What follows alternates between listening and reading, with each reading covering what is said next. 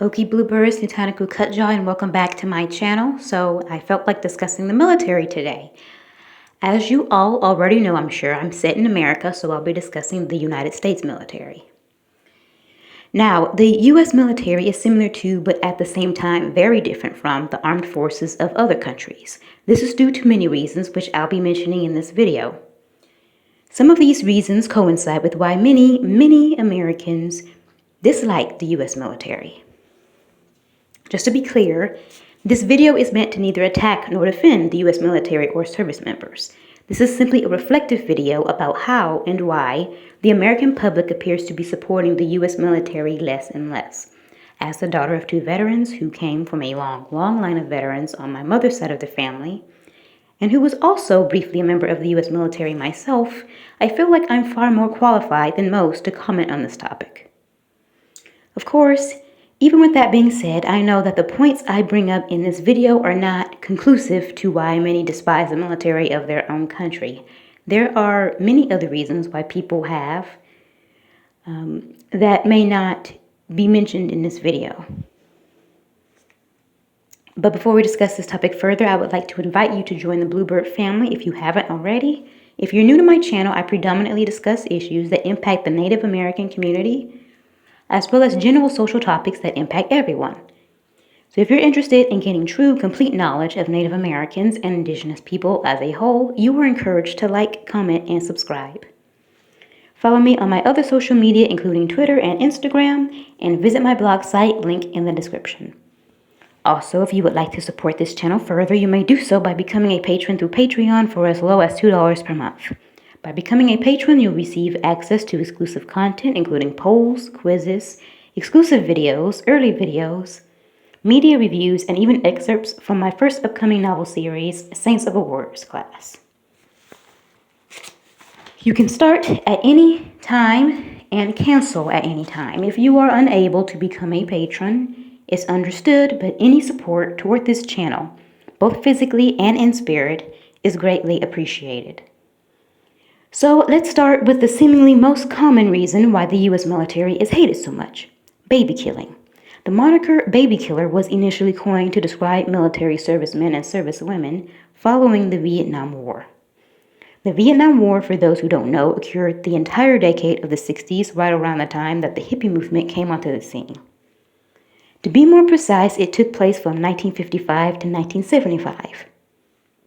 This period marked a critical distinction between the previous generation, who supported its military, and a new generation that questioned the government and its use of military force and violence to achieve its diplomatic victories.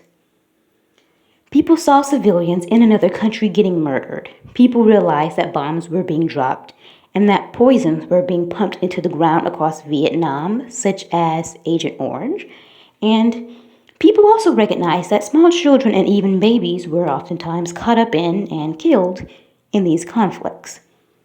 As a result, the anti-violence sentiment amongst the youth of that time period transpired into people losing respect for both the government and its military. Service members returned and were spat on and called baby killers for the first time. The 60s was a period in American history when almost everyone was challenging the U.S. government. The civil rights movement was taking place. Immigrants wanted to have more respect and have their voices heard more. And then, of course, there were the hippies. The 60s was also the turning point in how the military was viewed. As time progressed, sentiment toward the military became what it is today. Now, military members have to be careful where they go while in uniform and who they interact with, who is aware of their status as an active duty service member or even a veteran nowadays. Not necessarily in terms of being physically hurt, but just disrespected or discriminated against. But people also started to truly understand the role of the United States military in the 60s. Many people finally understood that the U.S. military was used as a tool for colonization, as it had always been. But what the Caucasian world governments have done, such as England and America, is more so along the lines of imperialism than mere colonialism, so I'm going to use the term imperialism for the remainder of this video. Well, anyway, once a large majority of the American public became aware of the role the U.S. military played in imperialism, a lot of civilians began to protest the military. This was the beginning of the end, as they say, for the respect of the U.S. military. When you take into consideration that the U.S. Army played a crucial role in the dismantlement of many Native American communities and had dozens of battles with my people on behalf of the white supremacist establishment, it's a more personal reason to dislike the U.S. military. Despite how I essentially come from a military family, we all understand that the U.S. military still isn't our friend.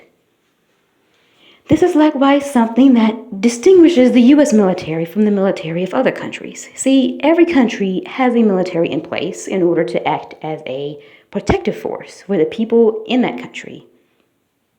This is the basic role of the military, to protect and defend the nation. But the U.S. military was founded on a pre-existing nation and was used to subdue the natives of that nation for centuries.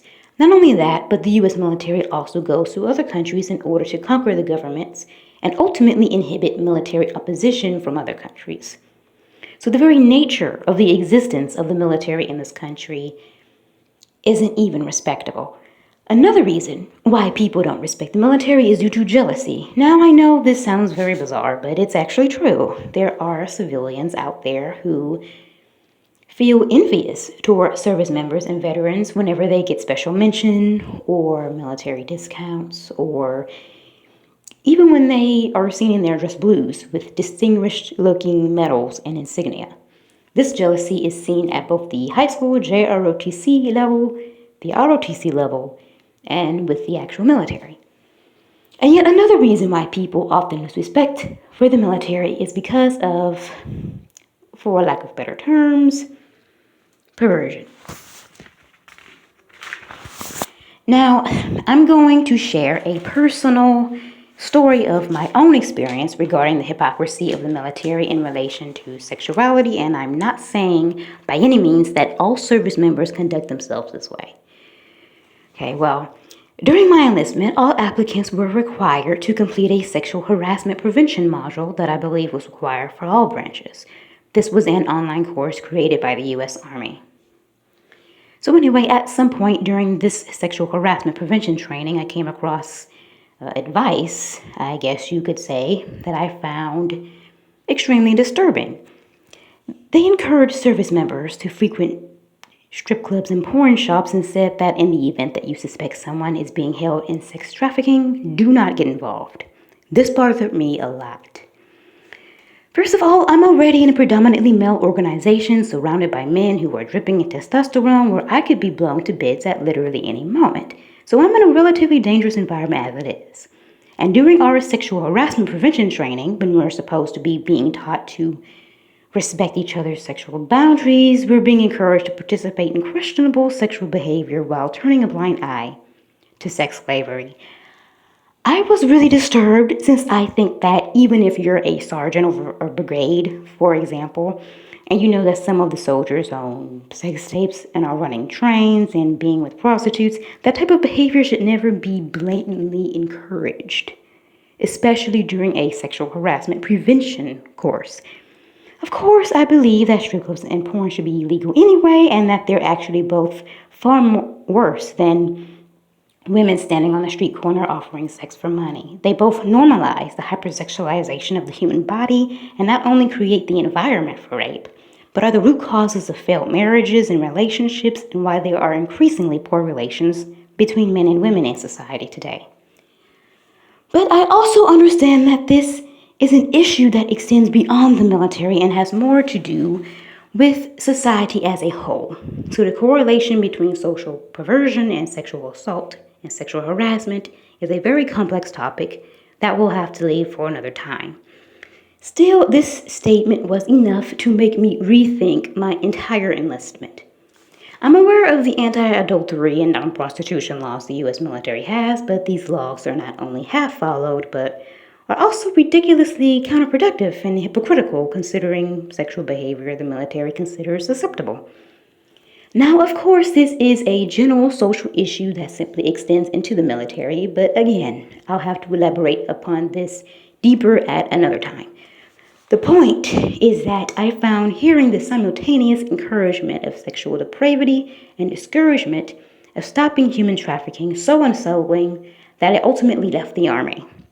The contradictory, holier-than-thou philosophy the military attempts to maintain is actually very laughable, taking into consideration, the nature of it. The U.S. military is, after all, a killing machine for white supremacy and American imperialism. It's kind of silly for an organization to be like, don't cheat on your wife, and then go drop a nuclear bomb on a nursery. That's contradictory, and contradiction implies corruption. And of all the militaries in the world, the United States military is the most corrupt. Another reason why I reconsidered my enlistment was because just a few weeks earlier, President Trump had sent out U.S. Army troops to subdue natives on a reservation in order to build a pipeline through the tribal grounds. This, coupled with the sexual stance I mentioned earlier, are the main reasons why I realized I couldn't be in the U.S. military. I thought to myself, what a nasty, perverse nation. I realized how much I didn't want to put my health, well-being, and my very life on the line for a country that not only doesn't belong here, but which can't even make laws and social standards that make sense, and which moral code doesn't align with my own whatsoever. My enlistment story as a whole I'll probably put up on my Patreon site sometime in the future, too. And surely enough, I will be the last person in my entire family who even remotely considers enlisting in the military. With all this being said, I'm not saying that people who enlist in the military are horrendous, twisted human beings. I feel a little bad for U.S. service members, to be honest. They're getting a lot of hate right now. The thing is, most people enlist in the military for financial stability and a career, not because they like the thought of destroying the world further. Even the people in my own family who enlisted, including myself, did so for either sociological benefit or financial reasons. Back when my grandfather and his brothers were in the army, men of color who served in the military were less likely to get hanged or be terrorized. Now, they still got hung and terrorized, just not to the same extent as they would have if they weren't in the military. And in my parents' era, people were enlisting for money for college to have a career with a set income, again, for money, basically. So, although there's a small percentage of military folks who are demented, crazed, or fanatical white supremacist patriots who join the military so that they may fight terrorism abroad and all that mess, I think it's fair to say that most enlistees are decent people just trying to get citizenship and or a paycheck. So overall, the American institution has created a military that can't garner respect because it was created through destroying a pre-existing nation and is used primarily to inhibit the capabilities of other militaries. That's why there are U.S. military bases in South Korea and Japan. Again, this was essentially just an honest video essay, not a direct attack on anyone, and actually, since the U.S. has made so many enemies abroad, everyone living on this land would be in great danger if we got rid of the U.S. military, so it's sadly somewhat necessary right now. In order to get rid of the American military, we would have to get rid of the American establishment. But I would like to hear what you all think about this. Leave your comments down below, and with that being said, I'm Cut Jaw, this is The Bone Thread, and I'll see you all on the next video.